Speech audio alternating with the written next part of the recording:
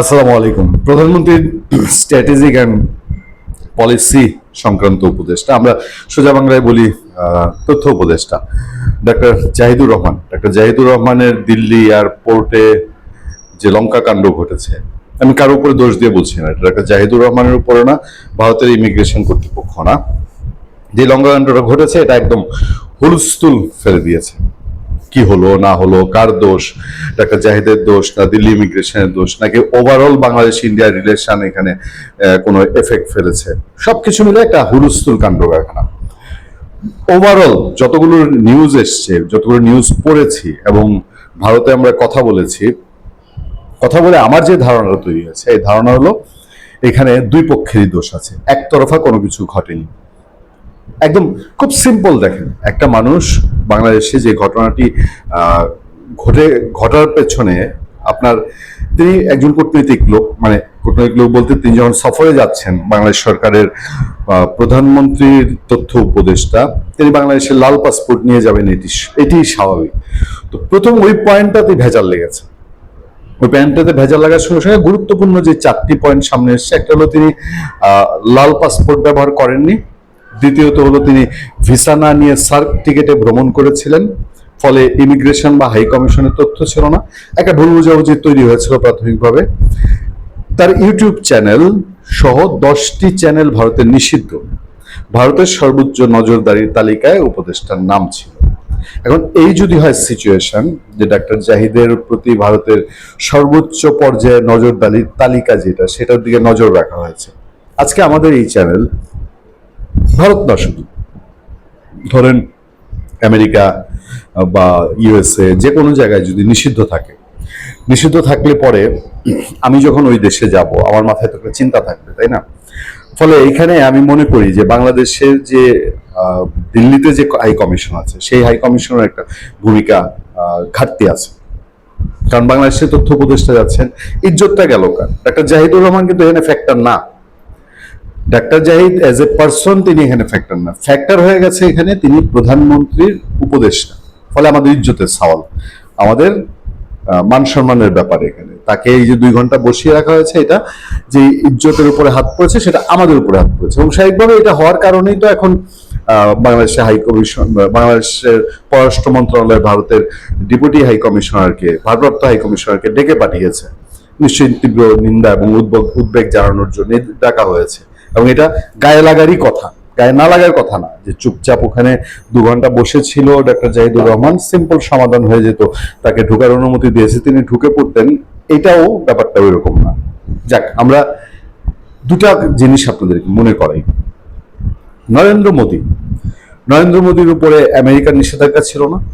নরেন্দ্র মোদী প্রধানমন্ত্রী হওয়ার আগে আমেরিকার নিষেধাজ্ঞা ছিল, কিন্তু তিনি যখন প্রধানমন্ত্রী হলেন তখন তিনি আমেরিকা যাওয়া আসা করছেন না, আমেরিকান ইমিগ্রেশনে মেনটেন করে তো যাওয়া আসা করছে, তখন কিন্তু আরো এই নিষেধাজ্ঞার ব্যাপার নাই, কারণ ওইটা ভারতের প্রধানমন্ত্রীর বিষয়, এবং ভারতের প্রধানমন্ত্রীর বা ওই স্পেশাল পাসপোর্ট নিয়ে সেই প্রোটোকলের মধ্যে দিয়ে তিনি যাওয়া আসা করছেন, ফলে ওইসব প্রসঙ্গ উঠে নেই। আরো একটি পুরনো উদাহরণ দিই আপনাদেরকে। বাংলাদেশের প্রয়াত সাবেক মন্ত্রী, আওয়ামী লীগের মন্ত্রী সৈয়দ আবুল হোসেন, 96 সালে সৈয়দ আবুল হোসেন এরকম, তিনি মন্ত্রী হওয়ার পরে, সে সময় যোগাযোগ মন্ত্রী ছিলেন না, মন্ত্রী হওয়ার পরে তিনি তার ব্যক্তিগত পাসপোর্ট নিয়ে তিনি সিঙ্গাপুর ভ্রমণ করেছিলেন, এবং সিঙ্গাপুর ভ্রমণ থেকে আসার পরে পত্রপত্রিকায় এটা নিয়ে নিউজ হয় যে মন্ত্রী আবুল হোসেন তিনি ব্যক্তিগত পাসপোর্ট নিয়ে গেছেন, এবং এইটা আইন কানুন ঘেটে তখন দেখা যায় যে এটা অবৈধ, এটা আইন বহির্ভূত। একজন লাল পাসপোর্টধারী কখনোই তার ব্যক্তিগত সাধারণ নাগরিকের পাসপোর্ট ব্যবহার করে বিদেশে যেতে পারেন না, এটা আইন বহির্ভূত, নিয়ম বহির্ভূত। এবং শেখ হাসিনা তৎকালীন প্রধানমন্ত্রী তার নির্দেশে সৈয়দ আবুল হোসেন পদত্যাগ করেছিলেন। ডাক্তার জাহিদের ক্ষেত্রে তিনি যদি লাল পাসপোর্ট না নিয়ে থাকেন, একদম প্রথম পয়েন্টটাতেই তো ঘাপলা লেগেছে, প্রথম পয়েন্টটাতেই একটা ভেজাল তৈরি হয়েছে, তিনি কেন তার লাল পাসপোর্টটা ব্যবহার করলেন না, তাহলে তো হয়তো এত কিছু উঠতো না। আর একটা মানুষ, তিনি ওই দেশের চূড়ান্ত নজরদারিতে আছেন, তার ইউটিউব চ্যানেল নিষিদ্ধ, তাকে তো যাচাই বাছাই করার জন্য একটা সময় লাগে। ইমিগ্রেশন বলছে তার কাছে স্পষ্ট বার্তা ছিল না। আচ্ছা, এইসব পরিস্থিতির মধ্যে দিয়ে ডাক্তার জাহিদের এই কাণ্ড ঘটে, তিনি অবশেষে তিনি তার মতো করে তিনি ফিরে এসছেন, যে তিনি আর ইয়েতে যাবেন না, আপনার ইন্ডিয়াতে যাবেন না, তিনি সম্ভবত আপনার কলম্বো হয়ে তিনি দেশে ফিরেছেন। কিন্তু এটা দিল্লি থেকে আমাদেরকে যে তথ্য দেওয়া হচ্ছে যে ডাক্তার জাহিদ সাধারণ পাসপোর্ট নিয়ে ওখানে নামার পরে তিনি চাচ্ছেন যে তিনি বিশেষ সুবিধা পান, ভিআইপি সুবিধা পান অথবা কূটনৈতিক সুবিধা পান। কূটনৈতিকরা যখন কোন একটা এয়ারপোর্টে নামে নিমেষের মধ্যে তাদের ইমিগ্রেশন কাজকর্ম শেষ হয়ে যায়, এগুলো আগে থেকে তথ্য ডাটাবেস থাকে, ফলে এত সময় লাগে না। ডাক্তার জাহিদের ক্ষেত্রে 2 ঘন্টা লেগেছে, তিনি রাগ করেছেন বা অভিমান করেছেন এবং তিনি দেশেও হয়তো নিশ্চয়ই তিনি তার সরকারের সাথে, তার উচ্চপদস্থদের সাথে তিনি কথা বলেছেন, কথা বলে তিনি ওখান থেকে ব্যাক করেছেন। এই ব্যাক করার মধ্যে দিয়ে আমরা কি ভিতরে আরো কোনো অন্য গুরু কোনো কারণ জানতে পারি? কারণ বাংলাদেশ ভারতের মধ্যে সম্পর্কটা গতকালকেই কিন্তু আমি একটা আলোচনায় বলেছি, যে আলোচনাটা ছিল যে নেপাল থেকে বাংলাদেশের বিদ্যুৎ আসার কথা, ভারত সেটার অনুমতি আটকে দিয়েছে। সেখানে আমি বলেছি যে বাংলাদেশ ভারত সম্পর্ক কিন্তু এখনো ঠিক স্মুথের দিকে যাচ্ছে এরকম না। অনেকটা সন্দেহ করেন ভারতীয় সাংবাদিক যারা আমাদের এখানে আলোচনা করেন, তারা কিন্তু প্রতি মুহূর্তে সন্দেহ করেন যে সামথিং ডাল মে কুছ কালা হ্যায়। যাক, আমি একটু খবরটা নজর দিই আপনাদের। দিল্লিতে প্রত্যাখ্যাত উপদেষ্টা ডাক্তার জাহেদ ধরলেন ফিরতি ফ্লাইট।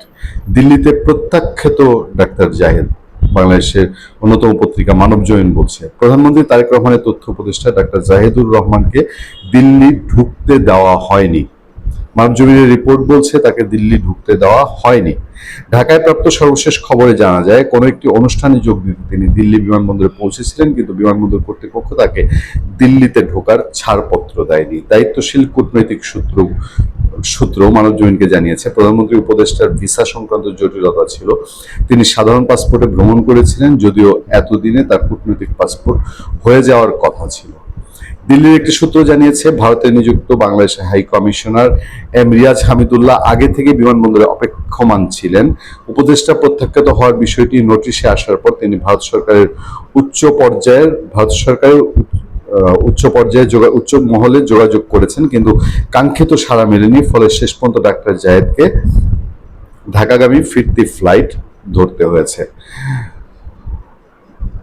এই নিউজের পেছনে বেশ কিছু কমেন্ট আছে। এই কমেন্টগুলোতে লক্ষ্য করলে বোঝা যায় যে মানুষ জিনিসটাকে সন্দেহের চোখে নিচ্ছে, যে এই যে ডাক্তার জাহিদকে আটকে দেওয়া হলো।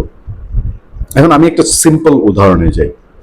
আপনি আপনার প্রতিবেশীকে, হুদাই এরকম আছে, কিছু প্রতিবেশী আছে কোনো কারণ ছাড়া আপনি ইরিটেট করেন, আপনি দিনরাত বিরক্ত করেন, আপনার এই আপনার চালের পানি গিয়ে ওই প্রতিবেশীর ঘরে পড়ে, উঠান কাদা করেন, আপনি যাইতে আসতে অহেতুক হাঁ করেন, মানে গালি দেন না কিন্তু নাক ছিটকান প্রতিবেশীর বিপদ আপদ দেখলে আপনার হাসি ঠাট্টা পায়, এরকম কিছু লোক আছে না?